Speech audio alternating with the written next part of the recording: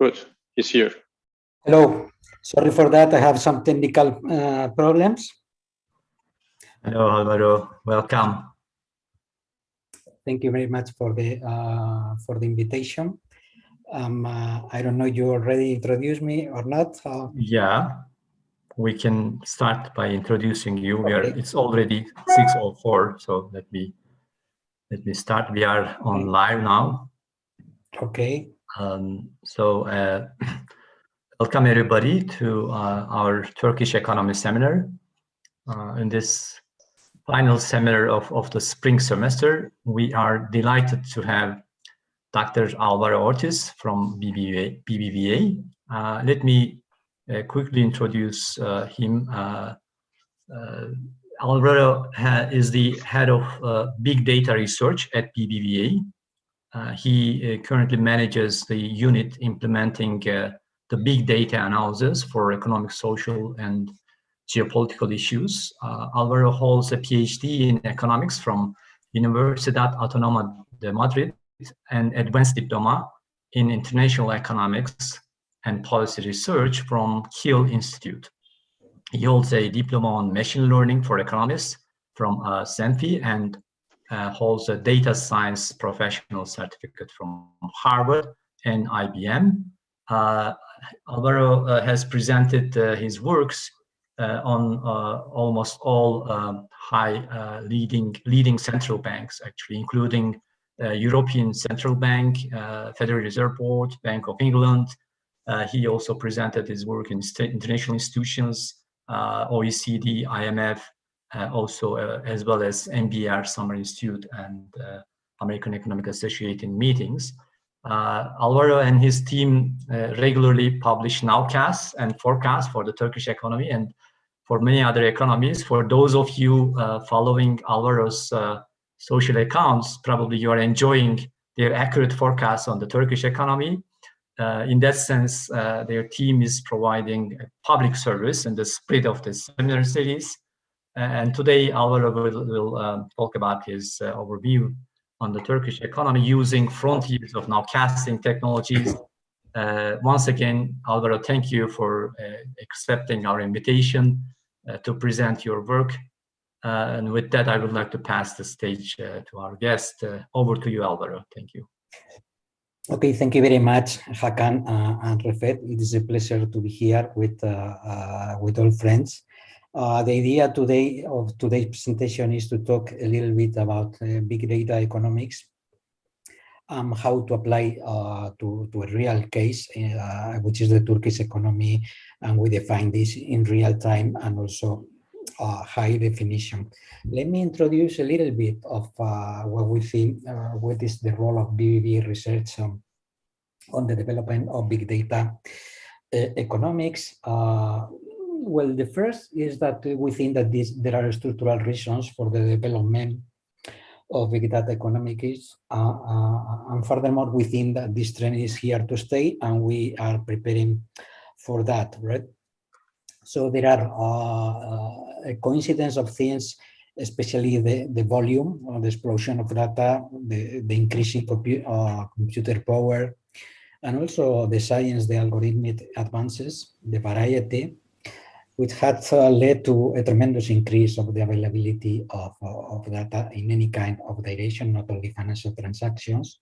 Most of them, this is a graph, it is from my co-author Stephen, are in the way of unstructured data. So we have to work with and also to get really prepared data for the research.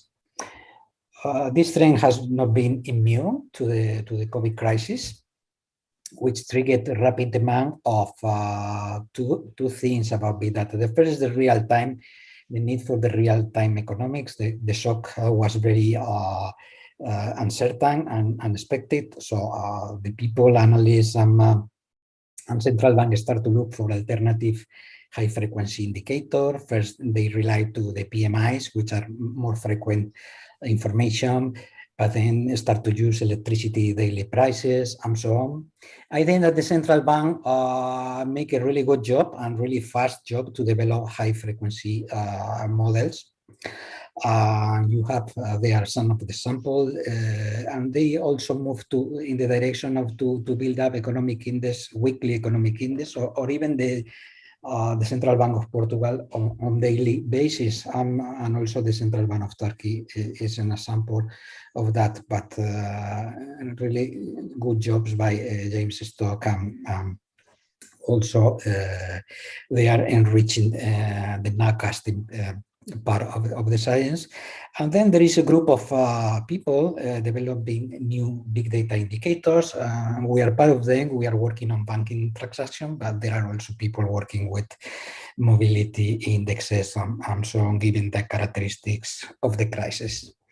The crisis, another message from this crisis has been really asymmetric on sectors, on people, on corporates. I think that another demand has been for information in what I call high definition, so very granular information to try to understand this. We have really nice works on high definition on this asymmetric shocks on employment. Here you can see the graph by the Fed Board and Chicago researchers. Nick Bloom, which is a prolific author, also working on surveys. The people from JP Morgan understood very rapidly the different behavior of saving ratios around the world. And I suppose it will be similar in Turkey. We also participate with this. This is our graph showing that we return to normality, for example, faster than expected, that initially expected. We started to work at big data with in another field, which is translate this unstructured information, test to data. This is not my first seminar with Hakan. We see each other at the Central Bank of Turkey, and we used to translate the text of statements and the reports to information that we can analyze. But really the focus in our job during the last 2 years and probably the next 2 or 3, it is the project of national accounts in real time and high definition. And this is a joint work with the local research teams. And I have to say that the Turkish team, it is at the frontier of our local teams. And I work with them together. But also the contribution of really a great scholar as Stephen Hansen from Imperial College, Vasco Carvalho from Cambridge, Xavier Rodriguez Mora from Edinburgh. Finally, we are also using all of this information as a public good, and we are working in some structural policy and real-time policy analysis with the IMF, Alberto Cavallo from Harvard on e-commerce, and then with the Bank of Spain in something like measuring monetary policy in real time. I have to say that the big data characteristics of the projects are a little bit different. First, you need all of these databases. So I have to thank especially to all of my bosses that believe on us. And this is very important to develop science and to try to understand how the economy works. But also the people from IT has a lot of love to say in this process because we normally work we work in Turkey with Oracle, not a cloud because it's not allowed. But in the rest of the countries we work with Amazon and that. So this needs and special requirements and special knowledge, and these people have it, and we also participate in this phase. But then we enter to clean, aggregate, transform, validate, and analyze the data with these external partners, and finally try to be present to share our contribution with the rest of the world, and not only on Twitter but also in conference and some reports. Let me show you how we translate this information of national accounts in real time and high definition, how we match this with the big data of a bank. So the basis is the national account system. And as you know, we can divide the economy by the demand side, and then you have consumption, investment, government consumption, net export, and change in inventories. You can also work from the income side. And then what you will have the salaries, operating surplus, and consume of fixed capital. This part will be related more with, for example, with the corporate research. And then you can analyze the economy by the supply side. So one thing that we try to do, for example, we are now involved on it, it is to measure the economy at by NACE sectors, by NACE codes. There are 99, probably we won't get all of them, but we will do our best to get the most sector that we can in real time. And one of the advantages of this big data information, it is that it is geolocalized information. So every transaction, it is recorded from a geographical point. So we can also translate this to regional economics. And we also provide, I will show you some examples of what we do for 81 provinces. Something sometimes could be very important too. There are some pros and cons of the big data. Understand the big data as a bank transactions, our business. The pros are clear. They provide real-time and high definition and geolocalized information. Because of that, we could have a rapid response, especially in the times when you need it, and to a relatively low cost. If you think the cost of a statistical office. But we have also some disadvantages, which are the advantage of the national account system. The first is that when they do this job, they are very care that everything is balanced. So supply is equal to demand and also to income. It is very important that you work with stable samples, and this is something that is not guaranteed always in the big data analysis. You have to make sure that your sample is representative of the economy, because you can have important biases on this. Yesterday we presented a work and the backbone France on this for Spain, and also the seasonality, which is something which is very difficult to work with, because the characteristics of this information, which is what we call, it is a large P, so a very rich information, but short T. So we have 2, 3, or 4 years, and this is very difficult to deal with. And this is the reason I explained in the Twitter why we normally work with the yearly basis, not to take any advantages. There are some people now working with measuring the rate from relative to 2019, but when you do that, you are also taking into account a lot of the past. In countries with high inflation, it would be not recommendable, so it is difficult to deal with. So our analysis, what we try to do is try to maximize the advantage of real-time and high definition, and we can obtain daily information, which are really, what we do is not forecasting, by the way. We can also do work in forecasting, but what we do is nowcasting, that in the case of the emerging market has an important advantage. Here you have these diagrams of what the time that you can gain for consumption and investment. And in the case of the United States, they have really good data, so the advantage will not be so extreme. But in case of the relative, for example, in the industrial production or the retail sales, you have a really, at some moments of time, really advantage of near 2 months or so on, and also in investment. And also, it is very important, I will emphasize the part of the component of the high definition, because the analysis can be very, very rich, and we are advancing on this issue. While we try to maximize the benefits, we'll try to minimize the disadvantage, and we spend a lot of time and resources to obtain clean, increase representativeness, and cross-validate the data. And these are examples of cleaning, how we finally try to find the representative samples for the country that we are dealing with, and also the cross-validation that I will show in the rest of the presentation. And I will say that at the end of the day, the science that we do, it is 95% not inspiration, but daily basis, working on it. And this is very very time consuming and resource consuming, I have to tell you.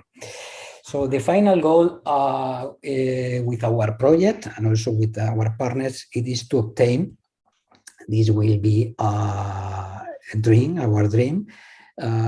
input and output tables in real time, high definition, and to enhance our macro, micro, sectorial, regional, sustainable analysis.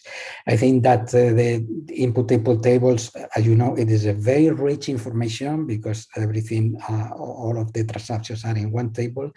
But they have one inconvenience, it is that they are produced every 5 years, and what we are trying to do is to do it in on real time. So I don't know whether we will get it. We think that it is possible.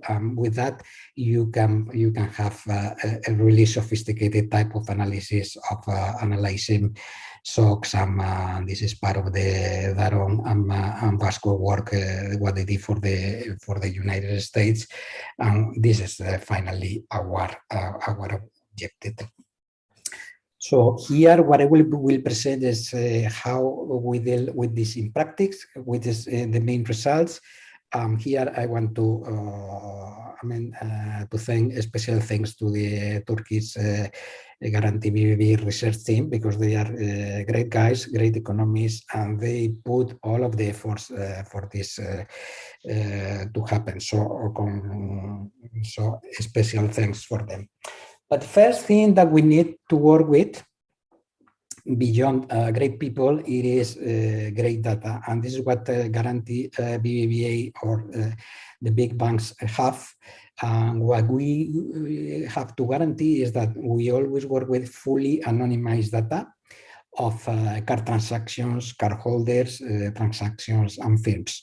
We are talking about 200, these data for 2020, the 270 million number of card transactions, 7.6 million cardholders, near 660 million of account transactions, and 370,000 number of firms. Of course, when you start to clean and to transform the data, all of this information, it is reduced.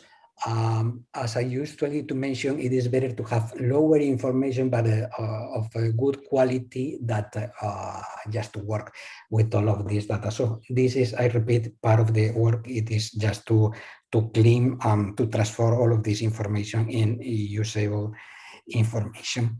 How we do this? Well, basically what we do, it is identify bank transaction. This is the key element to track national accounts, the different components of the national account. For example, when we analyze individual to firm information, what we are tracking, we use this type of transactions to mimic consumption. If we extend peer-to-peer transaction, we will be able to get investment and government. If we do the same, but we take in consideration the rest of the world, we will have external trade. When we analyze, for example, firm-to-individual information, what we are talking, we can explore, it is the performance of employment, wages, profits, and so on. So let's start, for example, with this simple diagram, how we do with the consumers. Where basically we analyze, it is the individual to firm transaction. This transaction could be in terms of cash, in terms of point of sales, or in terms of money transaction.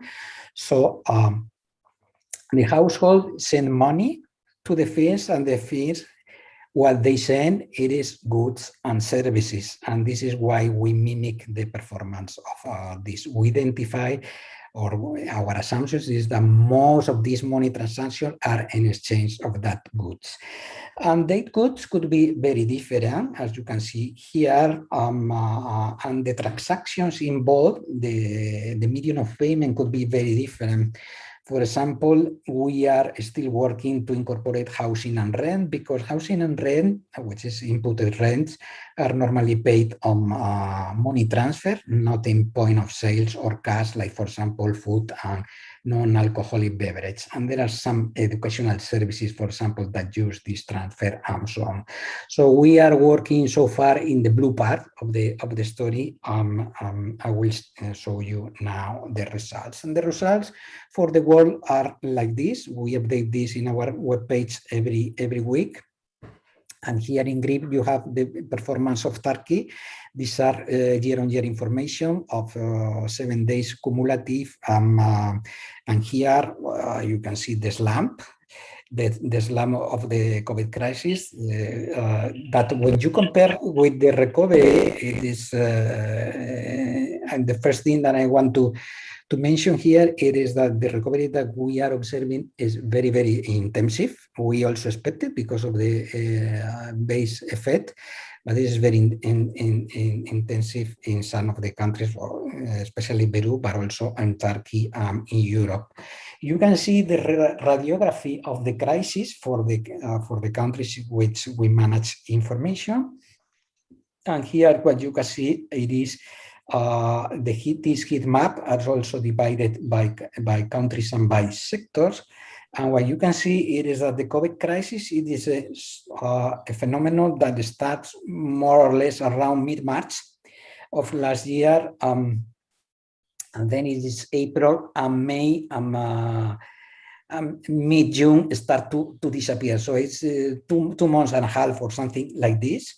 Then we leave some partial recovery. Some of the countries enter here in this darker colors, which is the second round, like in Europe, for example, Spain and Turkey.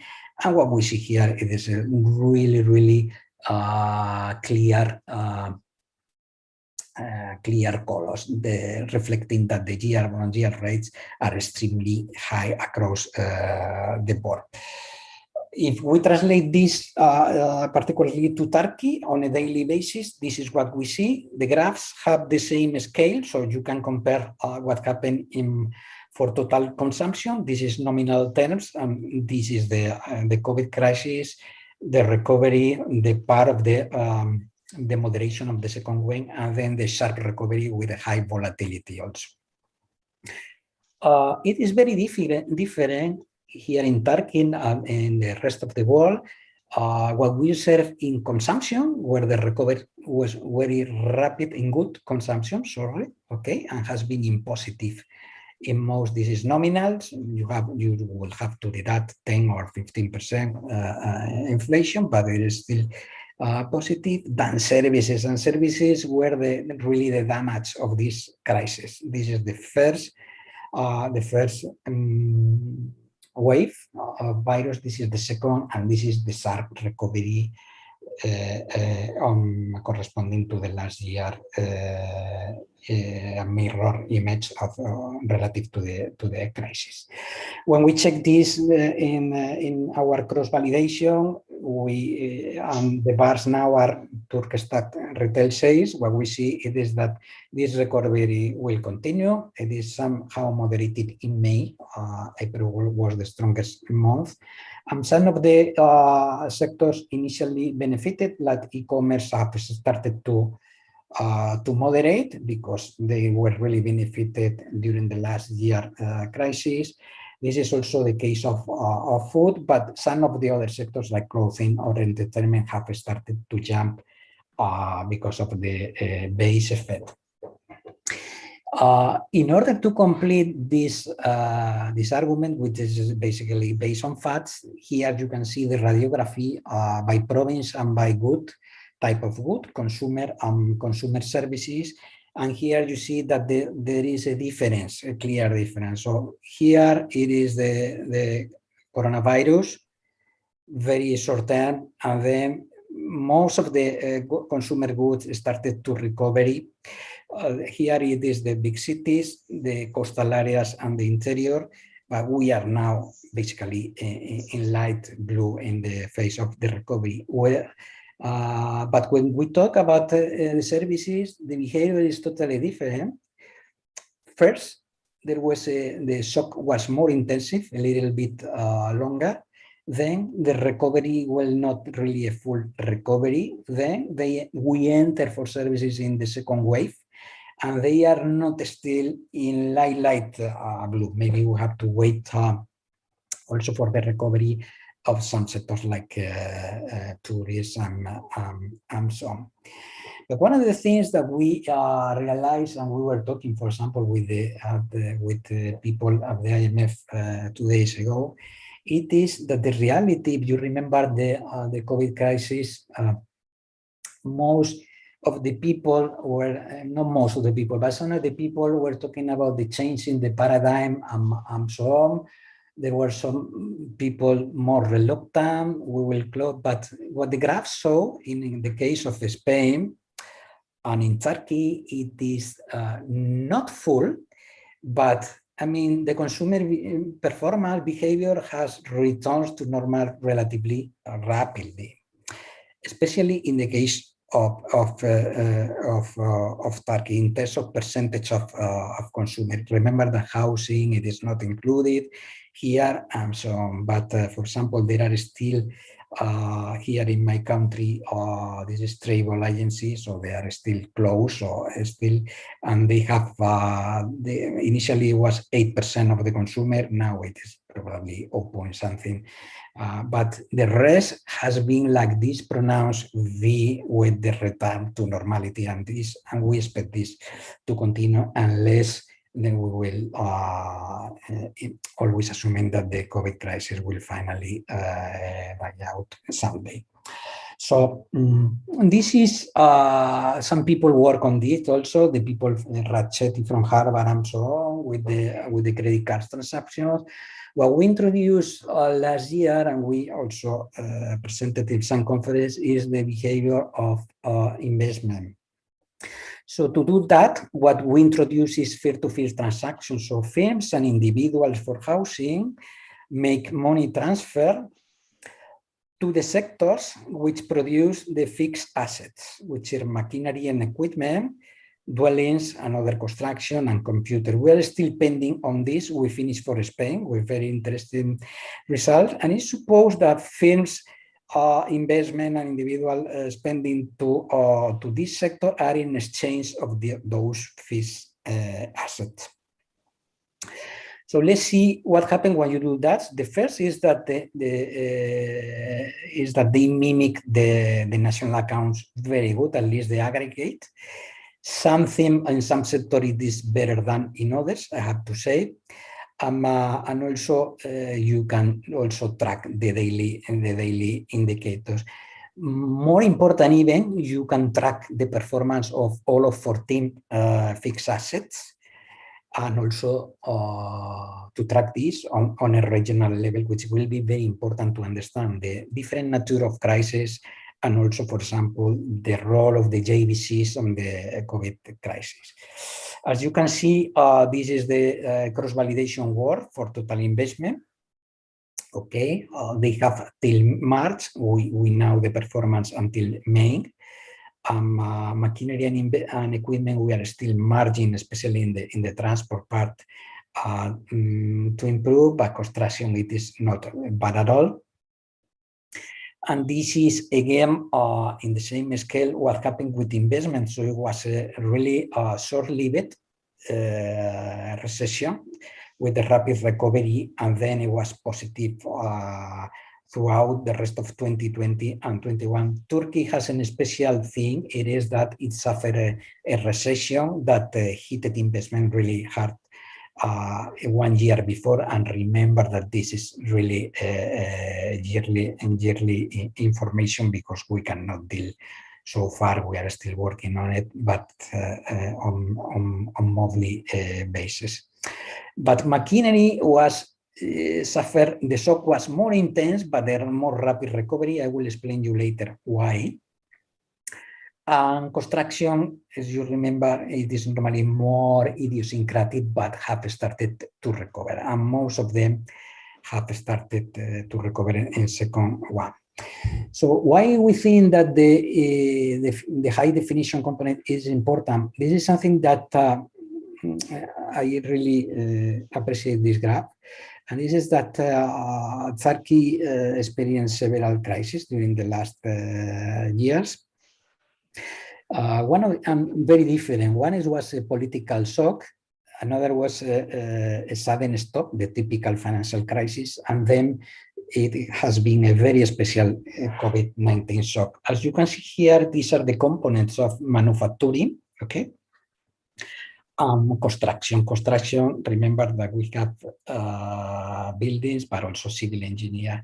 You see that the reaction of the fixed assets, maybe because they were integrated also in global value chains and so on, to the failed coup was not especially hard, okay? These are moving around 3 months. This is the typical financial crisis of the summer of 2008.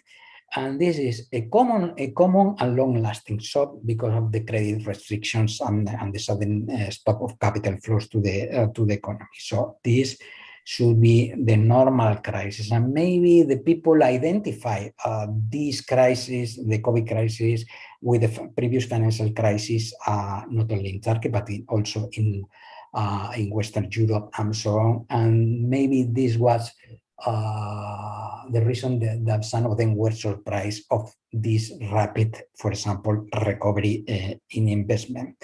You see here that during the COVID crisis, there were some short-circuit, short-term, especially, for example, check cars here, metals and so on, related to the global value chains. And there is still some uncertainty on civil engineer because this is basically big projects and the degree of global uncertainty is still quite high. If we analyze the same geographically, this corresponds, this first row, to the total investment. The second, it is related to machinery investment. And this is the more idiosyncratic construction. This is pre-crisis, COVID crisis, and the recovery until August. Sorry, but this graph is not updated. What really happens, it is that the machinery and investment suffer these dark blue areas, which are located basically where these JVCs are located according to this work. It was relative to the metals and textiles. But the recovery, once these, let's say, chains were restored, the recovery was really, really rapid. On the other hand, construction, especially those maybe related to the civil engineer part and so on, it is more long-lasting. And we can have this kind of information for 81 provinces that I think it is really important. In fact, we cannot cross-validate this information because it is not available in the, at least to our knowledge, in the statistical office. So what can how can we move forward? We can do the same, include them consumption and investment with the rest of the world to track the net external threat for goods and services. And here we can do the same to estimate aggregate indices. We can also do the same by products and by regions. And we can also have a detailed analysis of the tourist revenues in aggregate, but also by cities, for example. I will show you something. The first, it is that the recovery on export, it is really strong, and this is mostly related to the recovery in Europe. and will continue. But however, imports have started to lose momentum, and this could, remember that this include also services, and this could be, I think, part of this is the relative related to the second wave. And this is the situation in export and imports. If we measure, I'm sorry, can I ask you a quick question? Yes. Rather long one. Did you switch the coloring scheme between graphs, or was I misreading them? I thought the blue line was your forecast and the green one was the Turkstat one earlier. I think here the guys are there, but I think these are ours. Okay. Because they have more information, should be. Okay, all right. I just want to make sure that I was correctly interpreting what I saw earlier. Okay. All right, thank you. This is what we have now. This is this recovery. It is basically the basic effect, because the tourism is still some restricted, but it will start to at least to reduce the pressure of the current account, although in volumes it is still maybe far from what will be desirable. In fact, if you see here we can remember that we can track the expenditures by foreigners and so on in some cities, and here you can see that there is this sharp recovery, which is present in most of the world countries, also in Mugla and in Izmir, in the coastal areas present, but the big ones, which are Antalya and Istanbul, remain relatively subdued. And this is, I think, part of the problem relative to the current account now. So remember that we do not pretend to fit.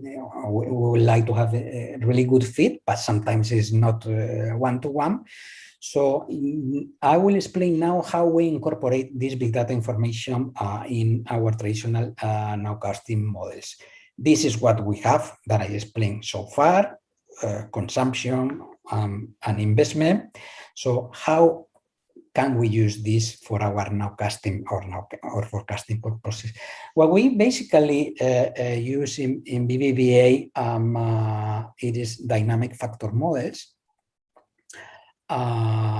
which is mostly used in the central bank, but this is not the main reason. One of the main reasons is that if you use expectation maximization algorithm, you can include information, short-term information. And remember that our data are short T, long P, but short T.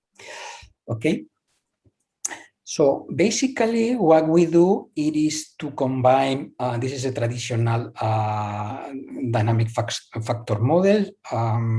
This is, for example, we have one, the central bank, the Belgian University have one. These are the hard data. In the hard data, we have the GDP, we include the GDP and also all of this, and this is the statistical loss. So you see white is that at the time that I did in this graph were not available. Of course, electricity production because of the delay is always available, and our big data indicators are always available. And credit, it is weekly, so it is basically available. The second in frequency are the soft information, which is manufacturing PMI and real sector conference. So we combine this to have some advantages of this data. This is what I normally put in Twitter, and this is the latest results, including information for May, but we could also show some June results, but with a very low amount of information. So what we see here is first, most of them are entering in booming relative to the mean, to the traditional mean. And this is what we observe. For May, it is around 24, with 35% of information. I think, I don't know if Seda it is there, but she can also tell us whether it is continue to improve or it is somehow moderated. So, but the message from me here, it is that I insist this, that with the first 7% real and let's say 25% in the second quarter, we will have a half of the year of near 15%. That means that even if you go to zero, that should be a really, really rapid deceleration. I will say a financial crisis or something like this. It will go, the average will be to 7.5 or so. That means that, in my opinion, a really high figure, it is probably warranted for this year. And this is why I mentioned that I will concentrate it on other problems, not on this, because this will happen year on year on the base effect.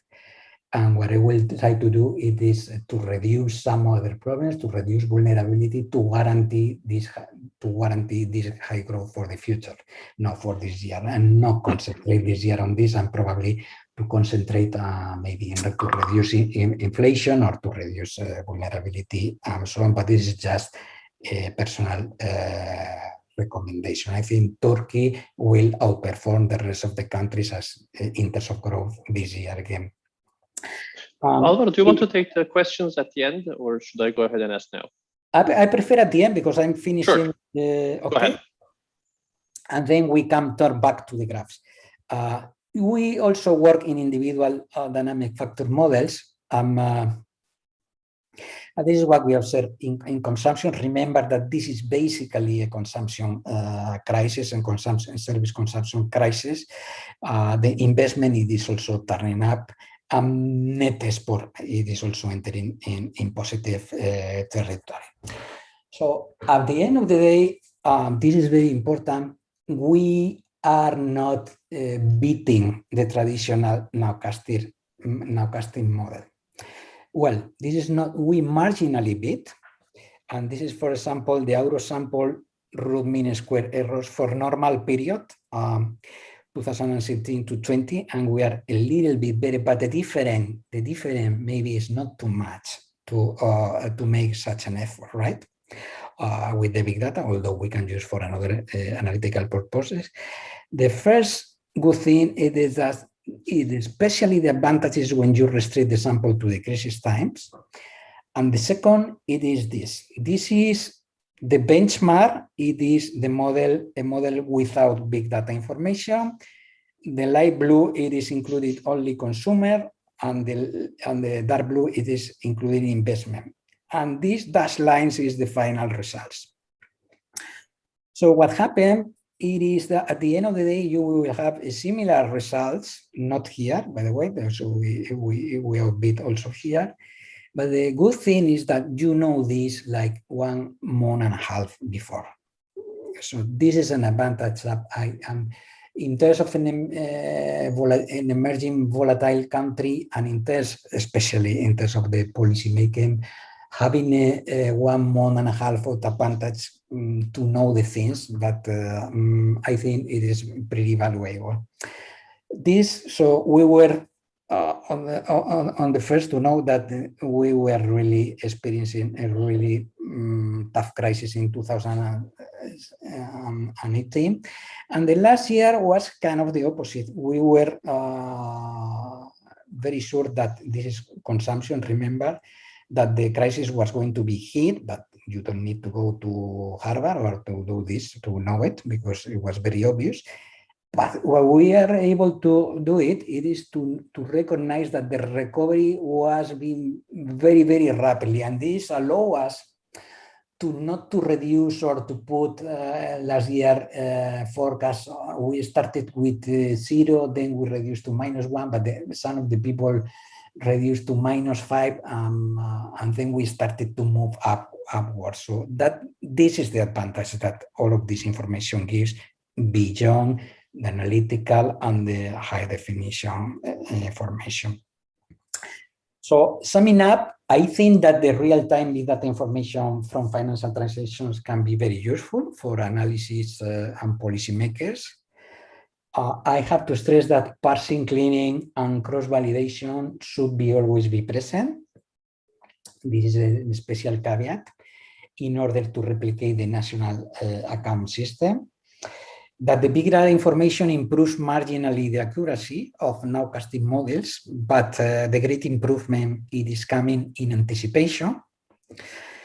And that the high definition component of banking transaction big data information is clearly a plus and has the potential to add to revolutionize the analysis in terms of micro, regional, and sectorial analysis. As a further step, we are working on several things. We are already working on the supply sectoral side. Maybe next year I can show you, or we provide real-time information for, let's say, 75 national activities for Turkey and so on, not 99. Part of the reason it is that we don't work, for example, with the public. We are not intensive in the public sector activities, which are mostly managed by the public banks. So we don't have representative enough there. Some of these. That the combination of geolocalized information on activity and employment open the door to develop real-time and high-definition sectorial and provincial or even city indexes. That we are exploring new techniques to introduce the big data information in nowcasting models. Basically, I have to say that we are about to finish, but we have improved somehow the model, and we have included some regularized and machine learning alternatives that look to improve relative to dynamic factor models. And I have to say that we are doing this with the BG University, and we will present soon.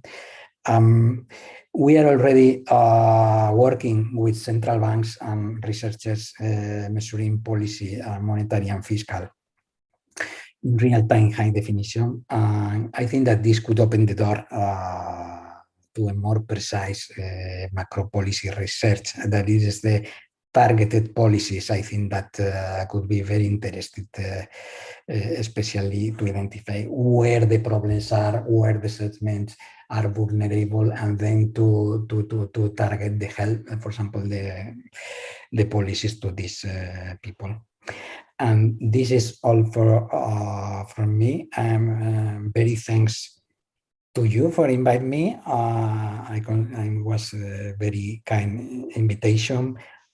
For all the team, especially the Turkish Guarantee Research team, and all the people who makes this project to happen. And this is all from my side.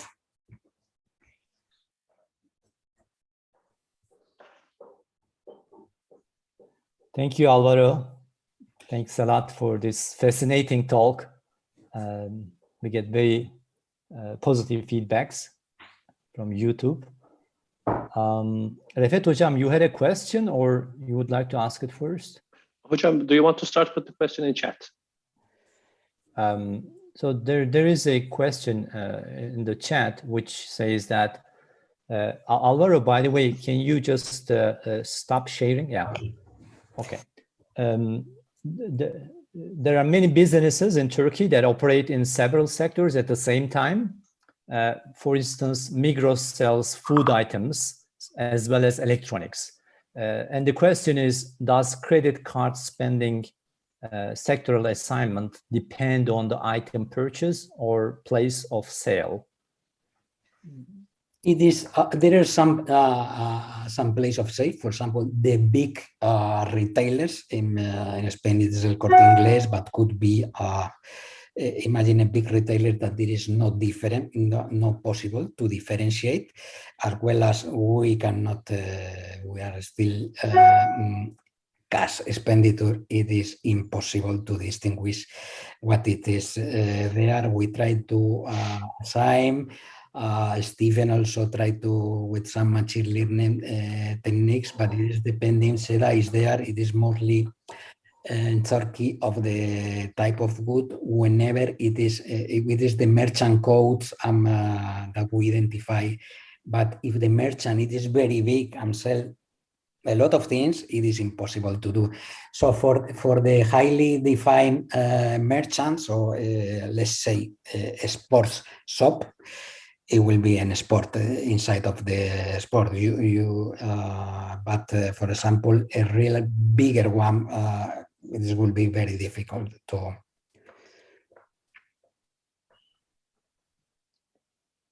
Right. Let me go ahead now. I have two. One is in your GDP calculation, you are replicating Turkstat's GDP calculation, and your benchmark is hitting their release. But Turkstat, of course, itself is doing an estimate. So what they release isn't God's truth, and it may be that with your data you can actually calculate a better GDP number than they do. But I wouldn't know what to compare that to. Is there any thinking into not trying to forecast GDP as measured by Turkstat, but having a concept of GDP, which is the concept of GDP, and just going for it and saying, if ours is different, we're going to say, well, that's Turkstat's problem. They should be doing a better job. This is a very interesting question. We are working, for example, in Spain. In Spain, we ask for vintage.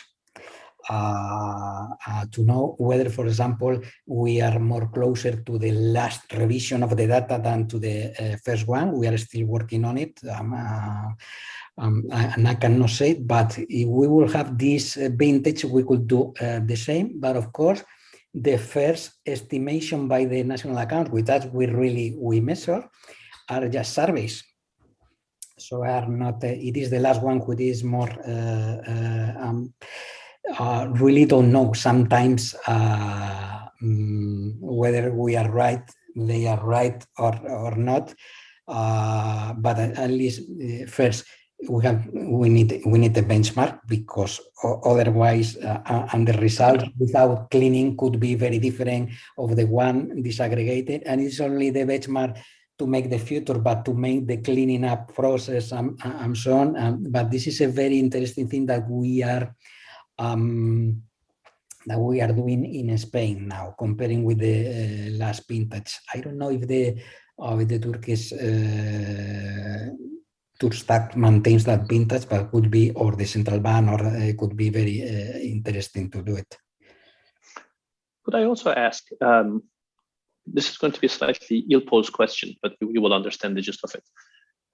So one other way of thinking of GDP is GDP by the functional distribution of income. And you actually see some of that too, because you have accounts that are wage accounts. You have firms' income. And where I'm going with this is the question of, well, I agree that the Turkish economy has grown like gangbusters this quarter and is still growing that way. But it's also true that this doesn't have the same feeling of, 7% growth, 10% growth, 15% growth. That gives this widely based feeling of being better off, right? There are a lot of people who feel that the economy is in terrible shape and not even improving. And so distributionally, clearly, this growth is different from what we are used to. Is there any way to use your micro data to make a statement about what is happening to the proceeds from that income? And,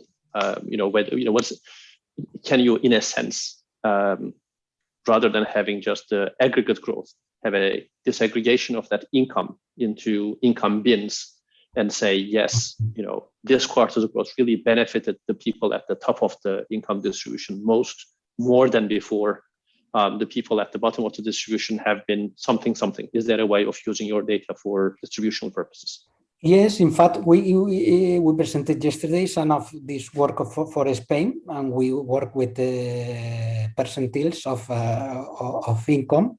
And I have to say that, for example, this crisis was very special because we experienced a big sharp increase in the savings ratio, especially for the richer ones. So in some terms, I wouldn't say that, because it's not really true that this crisis has affected especially to the consumption of the rich in relative terms to the poor. Why? Because they were the ones who mostly spend in these services, in traveling and so on. But of course, this is for consumer, but when you read the NBR papers, for example, by the Fed Kurtz from Chicago, the labor market impact of the crisis has been, the impact has been in the lower quartiles.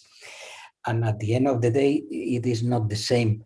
I mean, not to be able to travel than to lose your job. This is a tremendous difference on this. On that, the good thing it is that we will have growth because the situation could be even worse if we won't have the recovery. But how it is distributed or not, that depends on policies and so on. But I think a really nice part of this big data is allow you to understand who are the people with these necessities and to target policies. I am really enthusiastic at this part of the research. I like also this nowcasting and so on, but I think that it's even richer for for policymakers.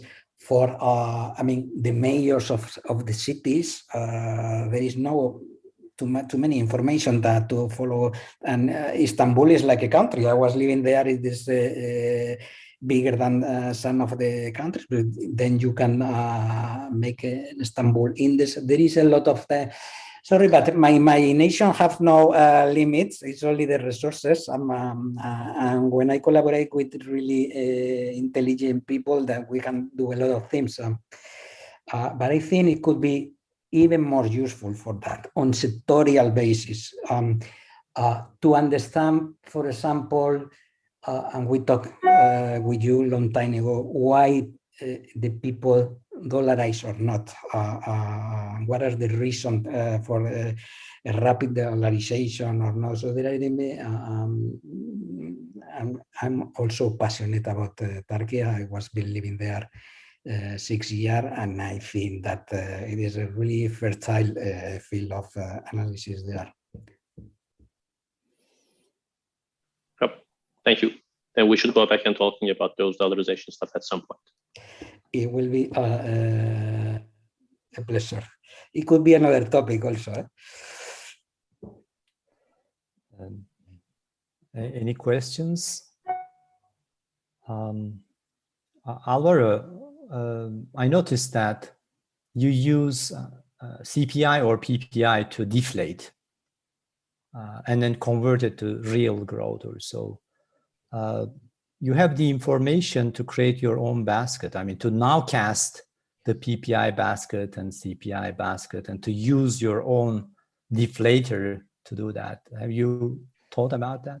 Well, this is more difficult. Basically, we use the CPI components for items, of consumer items, and the PPI for investment. This is more complicated at our work. It is basically to get this information, because you enter in the world of deflators. This is another field of, we are working with Alberto Cavallo on these prices, and he works intensively. With the kind of information we come, I have to say that we make some experiments there, say that was working. I know also that at the central bank they were doing some web scrapping, and some of the central banks are doing. There are interesting papers on it. I see it is more difficult. I think it is really challenging. I was surprised how good it is for the national accounts quantities, because at the end of the day, I was really reading an interesting paper by Chris Sims and Brunenmeyer the other day, was saying that at the end they reflect that there is the banking sector is the passive economy. It is reflecting in some places more than in others what it is occurring in the economy. So this is why I think this information is especially useful.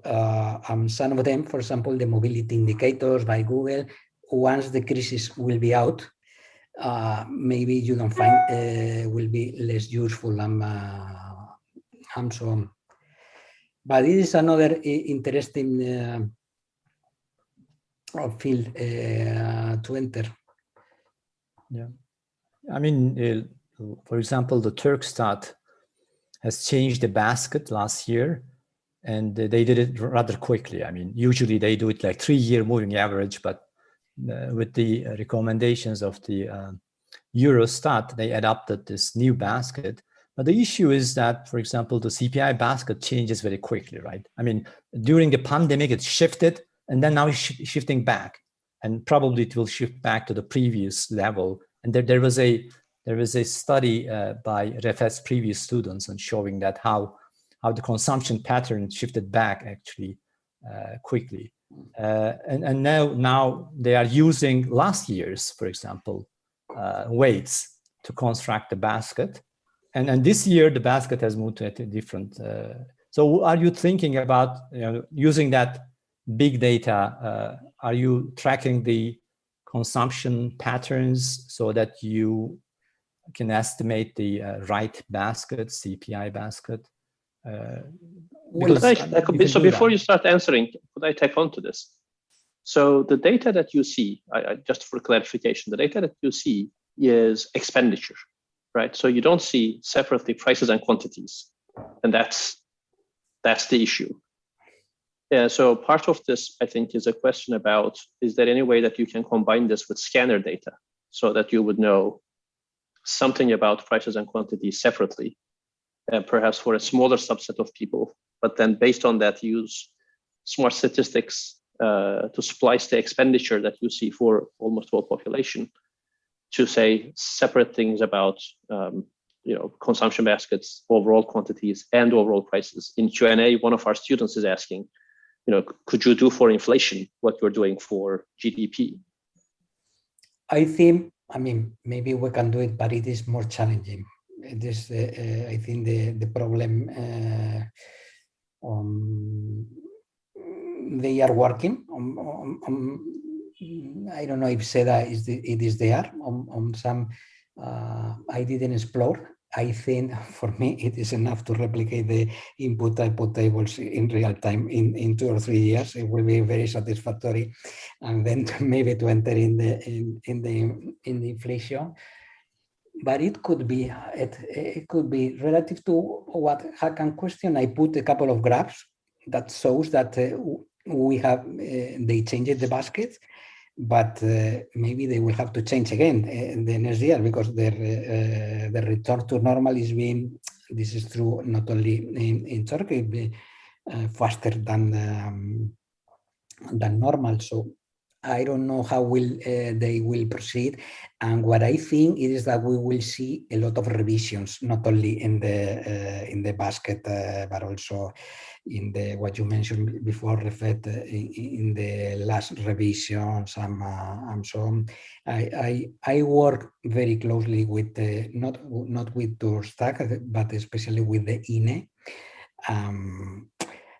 and they tell me that take this information with a piece of salt, with a little bit of salt, because this year is very, very challenging for us. And also, if you rely on surveys, it is difficult to identify what the people answer and so on. It is very challenging for everybody, even for the statisticians. Okay. And since you are here, actually, I would like to insist on my request on having quarter-on-quarter the data, but just on the practical side. I mean, I know that, for example, even Stock and Watson is using the year-on-year stuff, but once you have this year-on-year growth, it is not difficult to take them and convert it to a quarter-on-quarter seasonally adjusted growth, at least for GDP. I mean, you can just do it mechanically, just to give some idea, because I mean, the tourism revenues increased by 500% in April. I mean, it doesn't make any sense, right? I mean, what I'm more interested in, what is going on to the April level compared to March level. So, I mean, as consumers, we would like to really see that how your forecasts translate into quarter-on-quarter seasonally adjusted figures.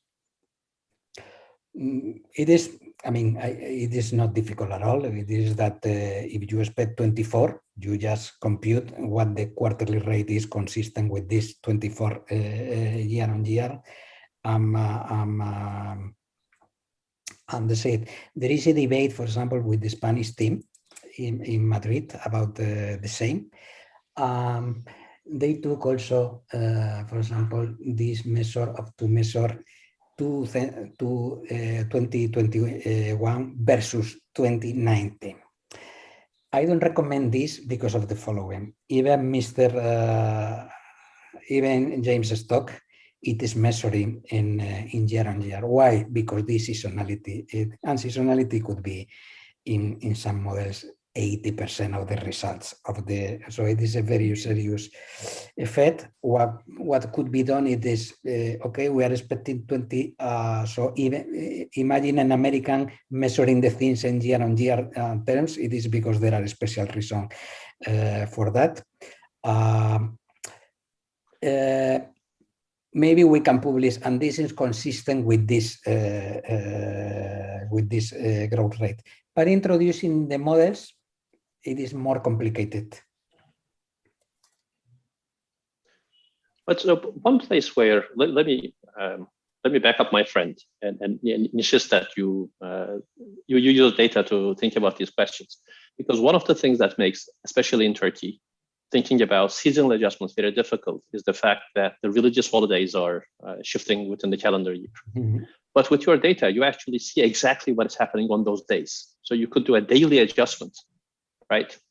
And you know, have the counterfactual of if that religious holiday was like any other day within that period. And since I see that the series is like this, and then it fell this much, and you see on that day how much it fell. And that is something only you can do with your data, that you could do a much better adjustment of at least day counts, right? And that would be a wonderful improvement because, I mean, you know, for you and Hakan and people of this sort, this is obvious, but for a lot of people, this, you know, day of week holiday effects are, they are small, but actually GDP growth rates are tiny numbers. So having, you know, 2 more days within the quarter that are business days actually makes a lot of difference. Mm-hmm. Exactly, but you know, but you see exactly what was happening day by day by day, so you can correct for this, and that would be a huge service to have a much better seasonality adjustment. I will take the note. Seda, are you hearing? Seda has run away. Seda is not here. Not here, okay. She's following us from YouTube, probably. Might be. Alvaro, there is a. Did you answer the question, or would you like to continue, or I should go to the other question? Sorry, my connection was gone, I think. There is a question from YouTube. From Ergun Unutmaz. He's asking whether this big data is available to individual investors. This is the last that I have. It is from Migros, sells food and well as electronics. I think that I answered basically when in Migros it is very because they sell very different things, and it's not so easy to identify. And this happens also in the big retailers in other countries too. Because what we have is the code of the merchant, And if the mentioned fabric manufacture at the same time TVs and I don't know, sneakers, there is no way to, you need to go directly to talk with them, or but if you have to do this in the whole country, it is very, it is complicated.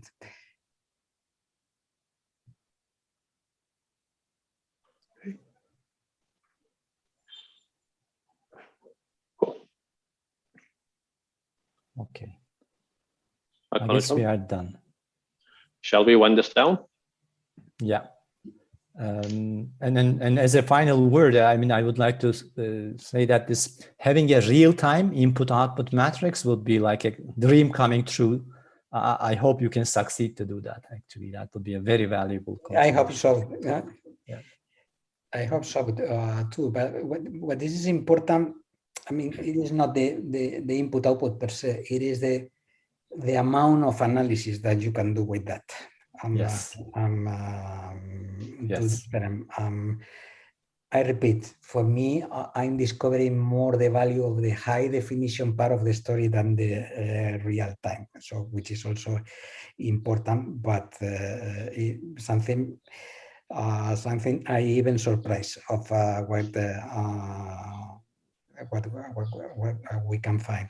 And this is not only about the banks. I suppose that other people have another information that could be useful. Okay, thanks a lot, Alvaro, for this fascinating and very interesting presentation. Thank you very much. And hope to see you in person next time. Hope to have you in Bilkent physically. And we'll once again, surely do that. Yeah. Thank you very much for the invitation, and has been a pleasure. And this class is for you and for the team, which are really and the people who make possible this project, which is a lot of people involved. I'm just only the representative. Thank you very much. Thanks a lot. Bye. Bye-bye. We'll be in touch. Bye. Thank you.